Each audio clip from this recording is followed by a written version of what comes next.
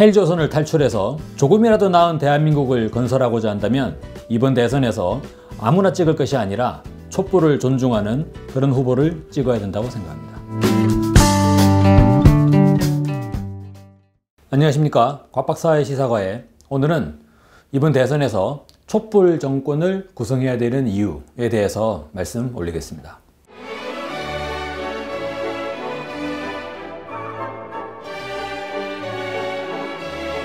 대통령 박근혜가 파면당하고 5월 9일 조기 대선이 다가오고 있습니다. 이미 TV토론에서는 대선 주자들이 자기들의 정견을 이야기하고 있습니다. 하지만 TV토론을 보고 있는 우리 국민들의 마음은 정말 답답하기 그지없습니다. 정책과 비전을 보고 싶은데 정책과 비전은 없고 비방과 욕설만 난무하고 있기 때문입니다. 그러다 보니 일부 국민들은 내가 저러려고 촛불을 들었나? 누가 되든 관계없다.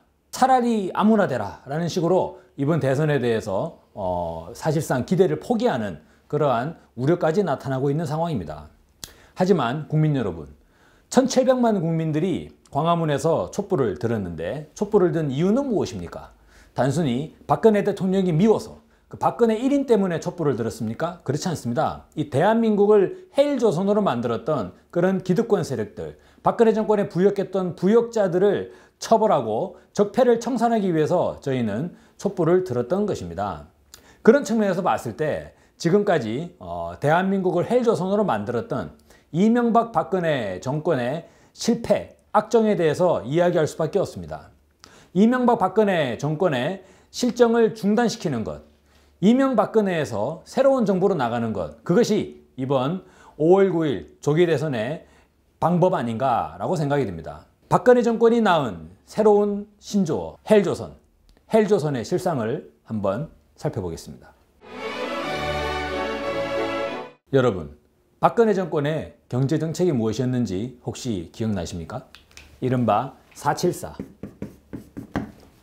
국가잠재 성장률을 연평균 4% 수준으로 계속적으로 유지해 나가겠다라는 것이고, 고용률, 국민 고용률을 70%까지 고용을 실현하겠다라는 것입니다. 그래서 지금 1인당 국민소득 3만 달러도 채 되지 않았는데 3만 달러는 너무 시시하지 않느냐라고 하면서 4만 달러, 국민소득 4만 달러 시대를 열어내겠다라는 것이 바로 박근혜 정권의 경제정책이었습니다. 하지만 지금 시기 2017년 어떻게 됐습니까? 국민들은 헬조선을 이야기하고 있습니다. 박근혜 정권의 경제정책은 완전하게 실패했습니다. 심지어 올 2월 달에 박근혜 정권 내에서도 박근혜 정권의 경제정책에 대해서 100점 만점에 38점, 사실상 낙제점을 주면서 실패를 자인한 것입니다. 경제 형편이 이렇게 된 데에는 이명박 박근혜 정권의 책임이 매우 큽니다. 이명박 정부는 성장을 이야기하면서 비즈니스 프렌들리를 이야기했고, 박근혜 정부는 정말 충격적이게도 복지를 이야기했습니다. 이명박 정부가 이야기했던 성장, 비즈니스 프렌들리는 결국에 무엇이었습니까? 바로 4대강이었습니다. 지금 시기에 낙동강에 범람하는 여름마다 반복되는 녹차라 때 오히려 복구 비용이 더 들어가는 이런 4대강 사업으로 되지도 않는 사업을 통해 가지고 대한민국 경제를 일으키 세우겠다라는 식으로 국민들을 우롱하였던 것입니다. 박근혜 정부 어땠습니까? 이른바 복지 담론을 전면에 내걸고 후보 시절에 이야기했습니다. 하지만 대통령 되고 나서 청와대 들어가고 나서는 온갖 민생 정책들을 거꾸로 파기하기 시작했습니다. 그러다 보니 오죽하면 지난 2012년에 박근혜 대통령 후보의 공약들, 여러 플랜카드들을 쭉 열거하면서 제대로 이행되지 않은 공약이 얼마나 많은가 하는 것들을 전체적으로 짜집게 하는 그런 영상까지도 나오기 시작했습니다. 대표적으로 노령연금에 대한 이야기, 그리고 박근혜 대통령 뭐라 그랬습니까? 자기가 집권 하면 매년 1000개 이상의 어린이집을 증설하겠다라고 했습니다.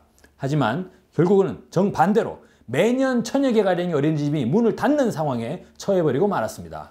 개인 부채, 국가 부채는 사상 최고치를 경신하고 있습니다. 여러 경제지표 중에 올랐다는 게 있다면 그것은 딱 두 가지 정도를 들 수 있습니다. 바로 집값, 아파트 가격 올랐습니다. 또 뭐가 올랐습니까? 물가, 생활물가 올랐습니다.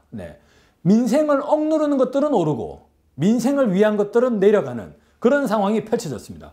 결국 성장도 안 된 것이고 복지도 안 된 것입니다. 그러니까 국민들은 어떻게 됐습니까? 헬조선이라고 자주하기 시작했습니다. 그리고 바로 1700만 촛불이 불타올랐던 것입니다. 박근혜 정권은 파면당했습니다.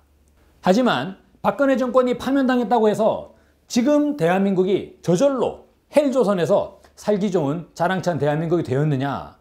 명백히 그렇지 않습니다. 대한민국은 여전히 헬조선입니다. 첫 번째, 우리 국민들의 자살률이 OECD 국가 중에 1위를 기록하고 있습니다. 무려 이명박근혜 정권 내도록, 물론 문제의 근원을 찾자면 김대중 노무현 정부 때의 신자유주의 정책을 받아들인 것을 예외로 할 수는 없습니다. 하지만 이명박 박근혜 정권을 지나는 과정에 국민들의 자살률은 계속적으로 세계 1위를 유지했습니다.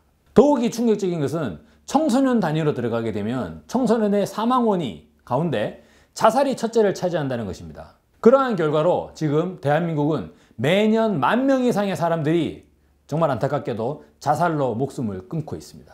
매년 10,000명의 사망자라고 한다면 지금 전쟁 중에 있는 시리아나 아프가니스탄의 전사자보다도 더 많은 상황입니다. 이미 대한민국은 자살로 인해서 내전에 들어가 있는 상황입니다.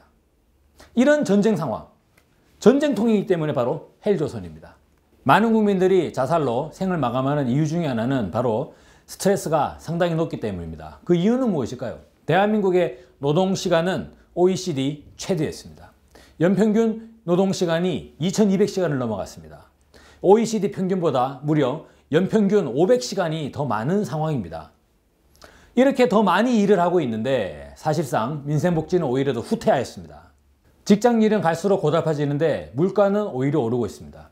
여러분, 전 세계에서 물가가 가장 비싼 도시, 바로 대한민국 서울이 세계 6위를 차지했습니다. 그 중에 특히나 식료품과 옷가지 부분은 세계에서 가장 비싼 도시가 바로 대한민국 서울이 되었습니다.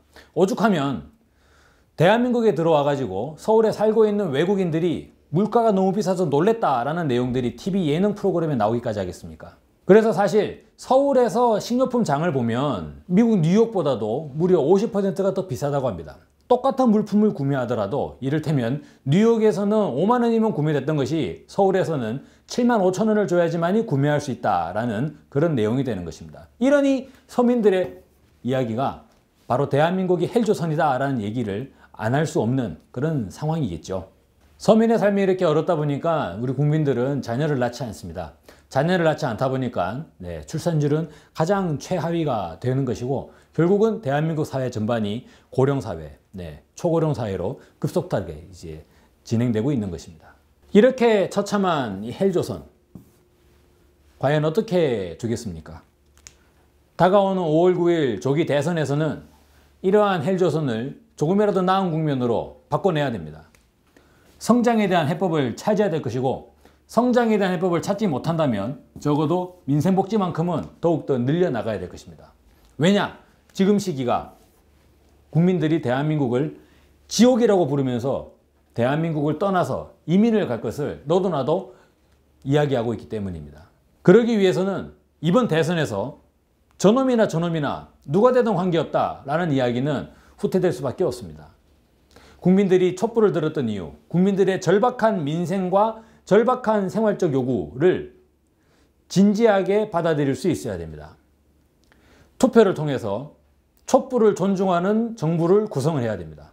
촛불을 무시하는 세력, 촛불에 맞서는 세력, 기득권과 야합하는 세력들이 집권할 수 있는 그러한 대선이 되어서는 안 될 것입니다. 촛불의 힘을 존중하는 정부, 그런 정부를 구성할 때 대한민국의 적폐청산 그리고 민생의 회복은 그만큼 빨라진다고 생각합니다.